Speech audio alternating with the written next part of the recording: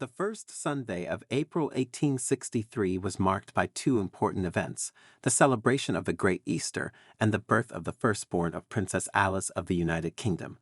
Princess Victoria has always remained connected to her majestic grandmother throughout her life. It was Queen Victoria who assisted at her birth, held her in her arms during the baptism, provided support in upbringing, and stayed by her side after the loss of her mother. After the birth of Princess Victoria, Alice, and Ludwig of Hesse-Darmstadt, they had six more children: Elizabeth, 1864, Irina, 1866, Ernst Ludwig, 1868, Friedrich, 1870, Alice, 1872, and Maria, 1874. The children of this family grew up in an environment of love and care. The Duchess personally engaged in their upbringing and, by her personal example, taught the girls to be housewives in the house and take care of their loved ones. Since childhood, Princess Victoria has maintained a very close relationship with her younger sister, Elizabeth, who was called Ella in the family. The girls spent a lot of time together, attended classes, and always supported each other in difficult moments. Already at the age of 7, Victoria was fluent in two languages, English and German. All the children of Princess Alice and Prince Ludwig grew up in discipline and order. They strictly adhered to the established daily routine, took care of themselves independently, and kept their rooms in order. Despite their high status by birth, they never enjoyed excesses. The morning in the family of Hesse-Darmstadt began early, at 6 a.m., and already at 7 the training sessions began. Breakfast was served only at 9 a.m., and only the eldest daughters, Victoria and Ella, sat at the same table with their parents. After breakfast, the children spent an hour outdoors, regardless of the time of year and weather conditions. They walked, played active games, rode ponies and bicycles. Then they were provided with fruit, milk, or buns before going to classes. Princess Alice taught her children how to draw, played the piano, and sang for them. She also made sure that all her daughters learned to cook, bake, sew, and knit. At the end of 1878, the Hesse-Darmstadt family went through a difficult ordeal. During the diphtheria epidemic, all the children fell ill, except Princess Elizabeth, who was sent to her grandmother in London. The virus first infected Victoria, and then Irina and all the other children. Princess Alice found herself in a difficult situation, torn between caring for 5 sick children, her son Friedrich died a few years ago, and caring for her husband, trying to alleviate their suffering. 4-year-old Princess Mary died on November 16, 1878. However, Princess Alice decided not to tell her remaining children about this, so as not to deepen their grief and worsen their condition. 2 weeks passed before she told her son Ernst Ludwig about the bitter loss. The young man burst into bitter tears, and his mother could not resist and kissed him, despite the strict prohibition of physical contact with the sick.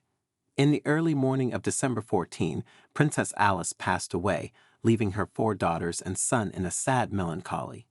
It was at that moment that 16-year-old Princess Victoria had to take full responsibility for taking care of her younger sisters and brother. She not only helped them cope with the loss of their mother, but also took on all the household duties and tasks of raising younger children. After the death of Princess Alice, the entire family of Queen Victoria took care of her children. The Hessian princesses often visited their grandmother in London, and the younger children of Queen Victoria, such as Prince Leopold and Princesses Elena and Louise, came to their homes and assisted in the arrangement of everyday life. Sometimes the Prussian Prince Wilhelm came to Hesse, and it was he who taught his cousin Victoria to smoke and use rude language. The young Princess Victoria often met at family events with Prince Ludwig Alexander Battenberg.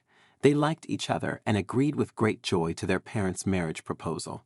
In 1884, Princess Victoria was led to the church by her grandmother, Queen Victoria, and Grand Duke Sergei Alexandrovich from Russia.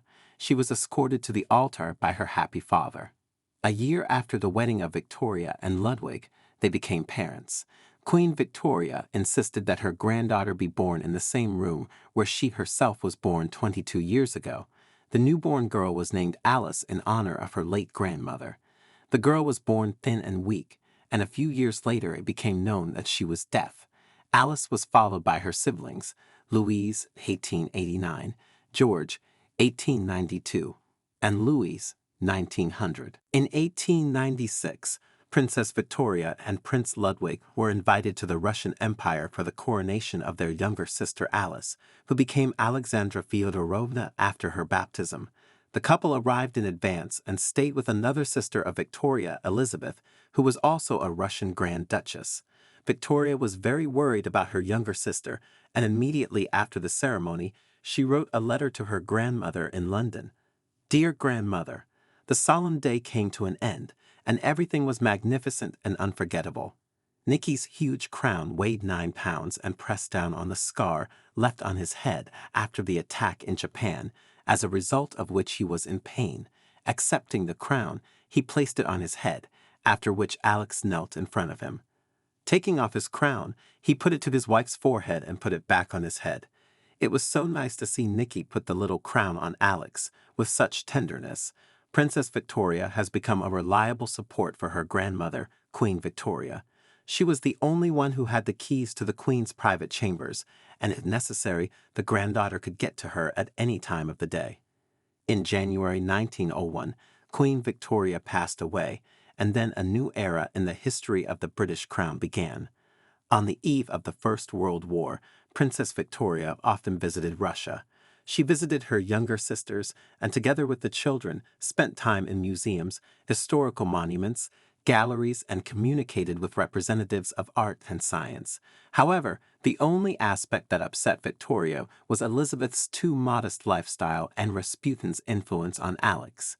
During the First World War, Princess Victoria maintained a constant correspondence with her sisters in Russia and a cousin in Germany. After the abdication of Nicholas II from the throne, she strongly hoped that her sister and nephews would be able to leave Russia and move to Europe with her. In 1918, she even personally appealed to the British government for help in rescuing the Romanovs, but was refused. A few months later, Princess Victoria learned about the terrible fate of her sisters and other relatives. Experiencing the loss, she immersed herself in gardening and reading books. This allowed her to get away from bitterness and tears for a while. In 1921, Victoria Battenberg remained a widow. Prince Ludwig died suddenly after a severe attack of flu. An additional blow for Victoria was the illness of her daughter, who was the daughter of Princess Alice. In 1929, she received a letter from her son-in-law that his wife was acting strangely. She does not communicate with children and talks about some divine messages that she hears. Together, Princess Alice was sent for examination, and doctors revealed that she had paranoid schizophrenia. By that time, Princess Alice's 4 daughters had already married, and her grandmother, Princess Victoria, took care of her youngest son, Philip. In 1947, Princess Victoria was the guest of honor at the wedding of her grandson, Philip, and the future Crown Princess of Great Britain, Elizabeth. Ever since the Second World War, she loved her grandson's fiancée very much when they were together during the shelling of London at Windsor Castle. In 1948, Princess Victoria became one of the godmothers of the newborn Prince Charles. In 1950, Princess Victoria died. Her life ended on September 24 early in the morning. Next to her were her children and grandchildren, with the exception of Prince Philip, who, being on duty at sea, could not be around at this time.